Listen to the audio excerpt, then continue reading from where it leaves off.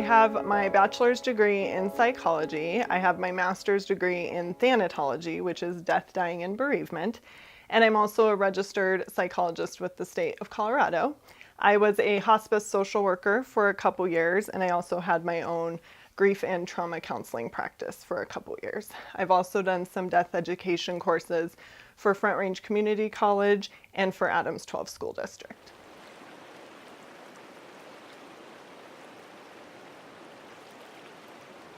So I found Caring Pathways a couple years back. We had a cat that was 19 years old. We found out he had terminal cancer, lymphosarcoma, and at his age we were not really able to pursue treatment options, and he just got so sick so quickly that we didn't really have that option. So I called Caring Pathways. They walked me through how to provide hospice care and comfort care and just keep him comfy at home until it was time for him to die. And so we called them out to help him pass at home peacefully, which, coming from a hospice background, I wanted that for him just as I would want it for human family members and for myself. So we actually utilized their services as customers before I was working for them.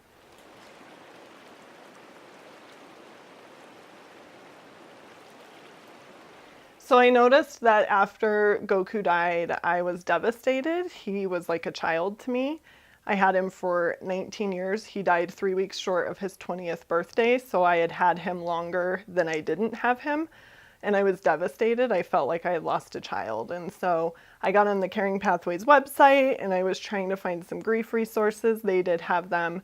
But then that grief counselor light bulb went off in my head and I thought they should really have someone on staff. And so I just picked a veterinarian off the website. It happened to be Dr. Lori Lowry, who's amazing. And I just started emailing her, and we joke around that I emailed until they hired me. But really, I offered my support and my expertise and what I know how to do to try to turn my grief into something positive to help others.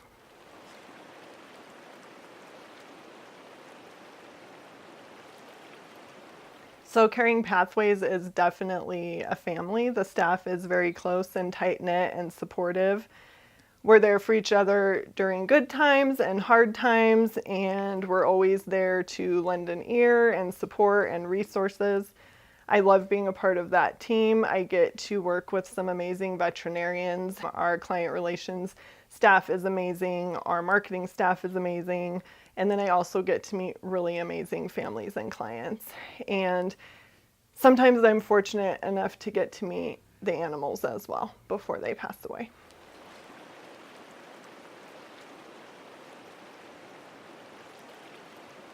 So I can help clients in a variety of ways. They can have a phone call session with me where we just chat on the phone at their convenience.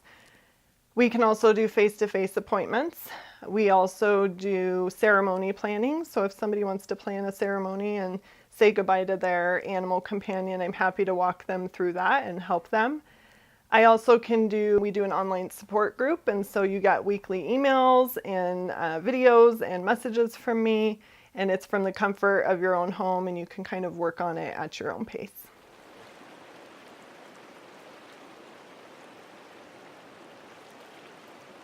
I have a hard time even calling them pets because to me they're family, and I think for most people their pets are their family, and so when their pet dies they are grieving the death of a family member. For some people it's their child, for some people it's their only family, for some people it's the last link to a loved one who has died. And so I just think that it's really important to acknowledge that it's very real for people and it's painful, and you have the right to be sad when your pet dies. You have the right to be sad when that animal companion that has been there for you through so many things is not there, and it's hard, and that's okay.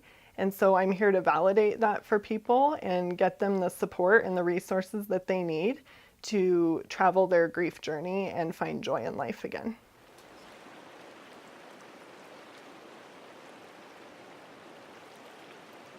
There's a couple different ways that people can get a hold of me. They can call our office and request a callback. I typically return calls in 48 hours. If they need immediate assistance or they're feeling like they're in crisis, on our website under grief resources, there is a crisis support hotline, as well as you can always call 911 if you're feeling like you're in crisis or need immediate assistance.